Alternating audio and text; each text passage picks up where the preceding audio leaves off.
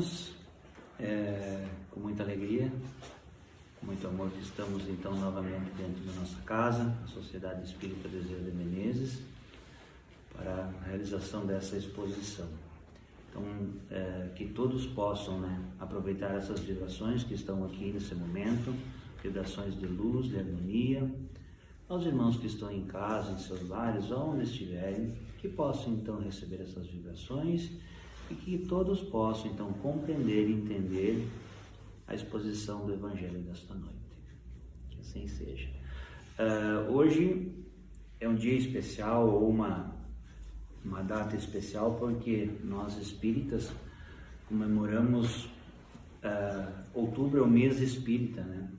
Porque ontem, dia 3, nasceu Allan Kardec, né? Que é o codificador da doutrina. Então, vamos falar um pouquinho sobre Kardec, brevemente, né? Sobre as obras básicas dele, sobre a codificação. Também vamos expor um pouquinho sobre o Evangelho, tá? Eu vou começar com... até o colega já falou alguma coisinha, mas eu vou repetir para que fique mais claro. Allan Kardec, então, nasceu dia 3 de outubro de 1804, em Lyon, na França, né? O nome dele é Hippolyte Léon Denisard Rivail, né? Sob o pseudônimo de Allan Kardec. Na Suíça, tornou-se educador e entusiasta do ensino, sendo várias vezes convidado por Pestalozzi para assumir a direção da escola, em sua ausência. Durante 30 anos, dedicou-se inteiramente ao ensino e foi autor de várias obras didáticas que muito contribuíram para o progresso da educação naquela época. Então, como ele era conhecido já no meio literário como Hippolyte Léon Denisard Rivail, então, para não se confundir, para ver uma clareza então na codificação, ele tomou o nome de Allan Kardec, que foi o nome dele na encarnação anterior, tá? Para existir uma divisão, assim, uma clareza, para não se confundir uma coisa com a outra. Foi no ano de 1855 que Allan Kardec deparou-se pela primeira vez com o fenômeno das mesas que giravam, saltavam e corriam, em condições tais que não deixavam lugar para qualquer dúvida. A partir disso, passou a observar esses fenômenos e pesquisar cuidadosamente, graças ao seu espírito de investigação, que sempre lhe fora peculiar. Convenceu-se da existência dos espíritos e de sua comunicação com os homens. De 1855 a 1869, consagrou sua existência ao Espiritismo, sob a assistência dos espíritos superiores, representado pelo Espírito da Verdade. Quando fala Espírito da Verdade, se fala Jesus Cristo. Estabelece as bases da codificação espírita em seu tríplice aspecto, filosófico, científico e religioso. Sobre esse tríplice aspecto eu vou falar um pouquinho também após. Então, além das obras básicas da codificação, ele também escreveu, né, outros livros, né? Os livros da codificação, né? É o Livro dos Espíritos, primeiro, o Livro dos Médiuns, o Evangelho segundo o Espiritismo, o Céu e o Inferno e a Gênese, que foi o último livro, né? Allan Kardec contribuiu também com outros livros básicos de iniciação doutrinária, como O que é o Espiritismo na sua mais simples expressão, instruções práticas sobre as manifestações espíritas e obras póstumas, né? A essas obras juntam-se a Revista Espírita, né, um jornal de estudos psicológicos lançado em 1º de janeiro de 1858, e que esteve sob sua direção por 12 anos. É também o fundador da Sociedade Parisiense de Estudos Espíritas, né, com a máxima: fora da caridade não há salvação. Procura ressaltar a igualdade entre os homens perante Deus, a tolerância, a liberdade de consciência e a benevolência mútua. Denominado o bom senso encarnado pelo célebre astrônomo Camille Flammarion, Allan Kardec desencarnou aos 65 anos, no dia 31 de março de 1869. Aqui quando vou falar um pouquinho sobre os livros, né, codificação, que são 5, né. O primeiro foi o Livro dos Espíritos, em 1857, que tem um cunho filosófico, né. O segundo, que é o Livro dos Médiuns, foi em 1861, tem cunho prático e experimental, né. O terceiro foi em 1864, que é o Evangelho segundo o Espiritismo, que é de cunho moral, né. O quarto, em 1865, que é o Céu e o Inferno, estudo sobre a situação da alma durante e após a morte e sobre as penalidades e recompensas futuras. E por último, né, a Gênese foi publicada em 1869, que fala sobre a ampliação das ideias contidas na primeira parte do Livro dos Espíritos, né? Foi um fechamento, tá? Sobre a tríplice, a tríplice, o tripé da doutrina espírita, né? Que tem aquela questão que eu citei antes, né? Que tem a ciência, a filosofia e a religião. Para esclarecer um pouquinho sobre isso, né? Uma ciência que trata da natureza, da origem e da destinação dos espíritos e das suas relações com o mundo corporal, e destacando os aspectos que constituem a doutrina dos espíritos, acrescenta o codificador. O espiritismo é ao mesmo tempo uma ciência de observação e uma doutrina filosófica. Como ciência prática, ele consiste nas relações que se podem estabelecer com os espíritos. Como filosofia, ele compreende todas as consequências morais que decorrem dessas relações, né? Essa definição nos mostra que o alcance do espiritismo é bem mais amplo do que podemos imaginar. Analisando com maior cuidado a sequência de trabalhos seguidos pelo codificador, percebemos que esta abrangência se justifica.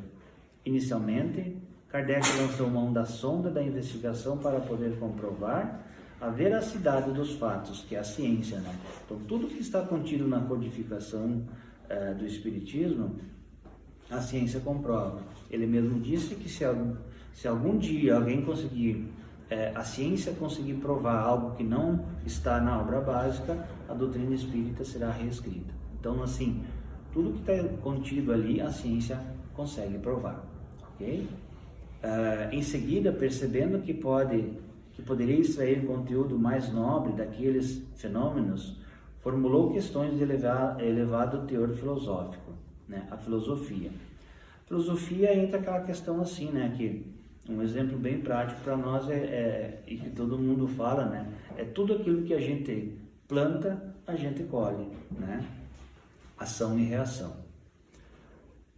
Na sequência, retornando às pesquisas científicas, constatou que aquelas verdades trazidas sobre a coordenação dos espíritos superiores estavam entrelaçadas a consequências morais religiosas para o homem. Então, é a ligação do homem com Deus, né? Então, também implica na nossa ligação com Deus.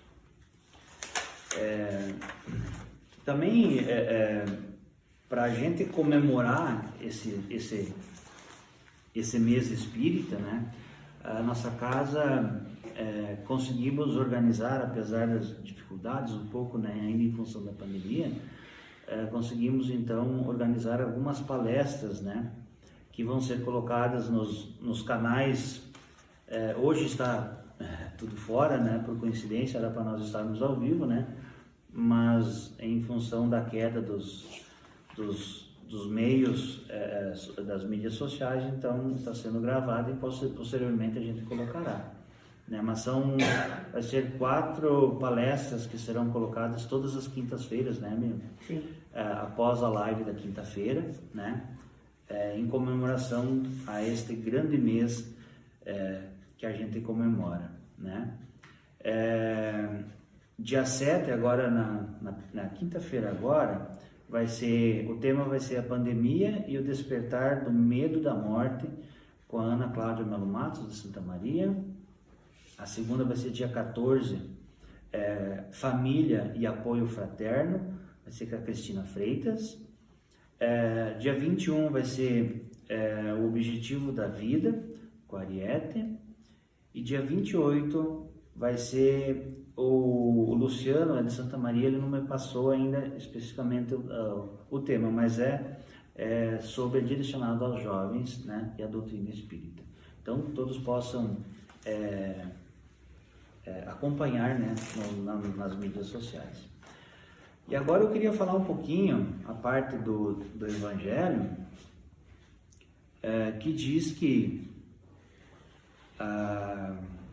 do advento do Espírito de verdade, né?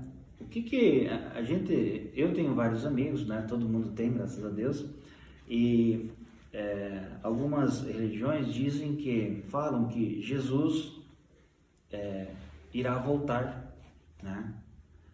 Para nós espíritas, ele já voltou. Na verdade, ele sempre esteve presente, mas ele voltou, né, para falar aquilo que ele falava por parábolas, e hoje ele fala bem claramente, que é através da doutrina espírita.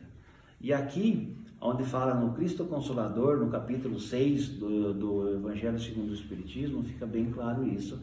E eu vou ler um pouquinho para vocês aqui. E o Consolador, que é o Espírito Santo, que meu Pai enviará em meu nome, ensinar-vos-á todas as coisas e vos fará relembrar tudo o que eu disse.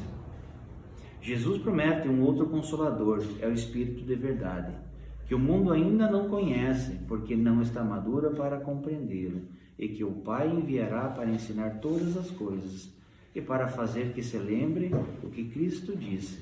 Portanto, se o Espírito de verdade deve vir mais tarde, ensinar todas as coisas, é porque Cristo não disse tudo. Se vem fazer que se recorde o que Cristo disse, é porque terá sido esquecido ou mal compreendido. O Espiritismo lhe dá uma fé inabalável no futuro, e a dúvida pungente não mais tem lugar em sua alma, fazendo ver as coisas do alto, a importância das vicissitudes terrestres perder-se no vasto e esplêndido horizonte que o Espiritismo descortina, e a perspectiva da felicidade que o espera traz-lhe paciência, resignação e coragem de ir até o fim do caminho.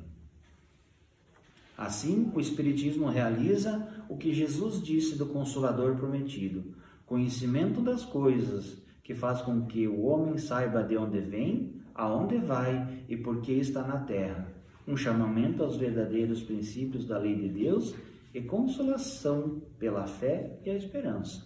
Então aqui, nessa passagem do Consolador prometido, já fica bem claro que a doutrina espírita é o retorno de Jesus, mas sem parábolas, né? Com a verdade bem clara para todo mundo que queira, né, entender e compreender, e estar disponível para todos, né? Um pouquinho mais adiante, no advento do Espírito de verdade, venho como outrora dentre os filhos desgarrados de Israel, trazer a verdade e dissipar as trevas. Escutai-me. O Espiritismo, como outrora, minhas palavras, deve relembrar aos incrédulos que acima deles reina a imutável verdade. O Deus bom, o Deus grande, que faz germinar a planta e eleva as ondas. Revelei a doutrina divina e, como um ceifeiro, atei em feixes o bem disperso pela humanidade e disse: vinde a mim todos vós que sofreis. Mas os homens ingratos desviaram-se do caminho reto e largo que conduz ao reino de meu Pai, e desgarraram-se pelos ásperos atalhos da impiedade. Meu Pai não vai querer aniquilar a raça humana.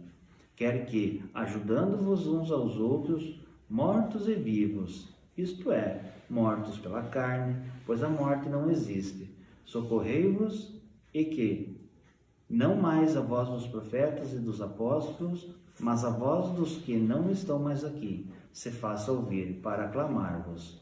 Orai e acreditai.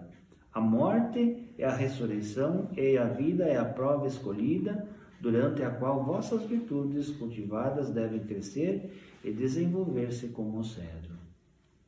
Espíritas, amai-vos, eis o primeiro ensinamento.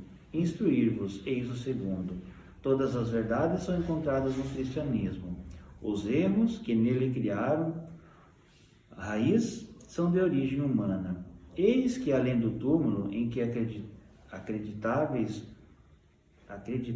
ou nada, vozes vêm clamar-vos, irmãos, nada aparece. Jesus Cristo é o vencedor do mal, sede os vencedores da impiedade. Venho ensinar e consolar os pobres deserdados, venho dizer-lhes que levem sua resignação ao nível de suas provas, que chorem, pois a dor foi consagrada ao jardim das oliveiras, mas que esperem, pois os anjos consoladores viram secar suas lágrimas. Então, assim, a cada passagem deste capítulo aqui fica mais claro, né? As evidências ficam mais claras que sim, o Espiritismo é a doutrina consoladora e nela a gente encontra tudo o que a gente precisa, né? Para as explicações de tudo que nos acontece, né? Na nossa vida. Aqui teria bastante coisa ainda para falar, mas vai ficar um pouquinho extensa. Eu queria fechar com mais uma frase que Allan Kardec, dentre tantas, né, que ele falou, inclusive está na porta aqui da entrada, que fala assim: nascer, viver, morrer, renascer ainda e progredir sempre. Tal é a lei. Então, com essas palavras, com essa exposição, né, e com esse pensamento, né, sempre voltados ao Pai Maior, que possamos então compreender, entender, e assim, se está à nossa disposição, se está ao nosso alcance, né, usamos-as, né, para que possamos nos nortear, nos direcionar, né, sempre voltados para o caminho do bem. Que todos permaneçam em paz, que assim seja.